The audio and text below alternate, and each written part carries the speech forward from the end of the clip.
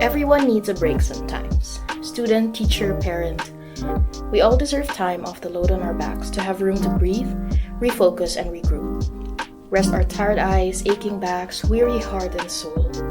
This pandemic has been no friend to any of us, and if anything, has taken a toll on our physical, mental, emotional, and spiritual health. So if you've been ignoring signs to take care of yourself, take this as another sign, and don't ignore it. I want our art classes to still be relevant to us in our current situation, and have room for you to incorporate your personal artistic styles into the artworks you create.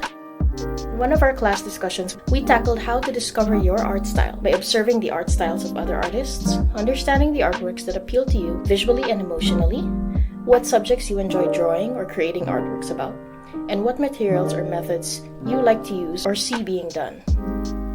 Now, let's see how we can incorporate your art style into creating your own personal self-care plan. A self-care plan is totally and completely catered to you and what you need to take care of yourself when you're on the verge of breaking down or stressing out. Having your own self-care plan does wonders for your mental health and consequently affects the way we think and work too. What are things you usually do when you're stressed out or you just want to relax? Have your own little spa at home, light a candle, take a nice shower, put on a mask, or do you just prefer to watch Netflix all day long? Take a much needed nap? Some people enjoy cleaning when they want to relax because it also helps clear their mind when their space isn't cluttered. Maybe taking walks helps you relax. Just remember to wear your mask and shield when you go out and keep your distance from other people. But sometimes having some fresh air outside of your house for a few minutes just does the trick. Read a book, read your Bible and spend some time praying to God. Unload your burdens in prayer. After all, remember that the Lord tells us in Matthew 11:28, "Come to me, all you who are weary and burdened, and I will give you rest." You can list all of the activities or steps down, or even create a schedule for your next self-care day. Usually what I like to do for self-care is take a shower, do a mask, make myself an iced coffee, and watch a show or movie I'm interested in at the moment. Then I wind down by talking to a special someone, before unloading any concerns in prayer and enjoying sleep.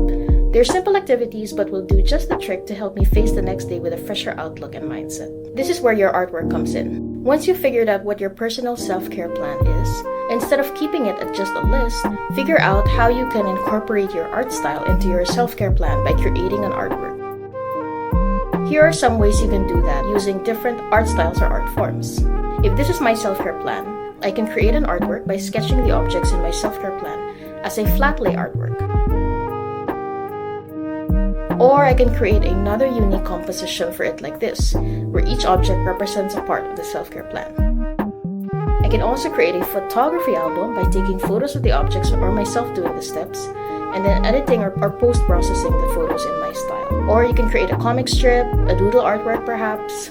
The most important thing is to evoke your own style into the artwork, so that the next time you see it, you'll be inspired and encouraged to take your next self-care day soon. Let me encourage you with this quote from Morgan Harper Nichols. "You are not a burden for having burdens that you are learning to lay down. You are not a failure for not reaching the heights you thought you would reach by now."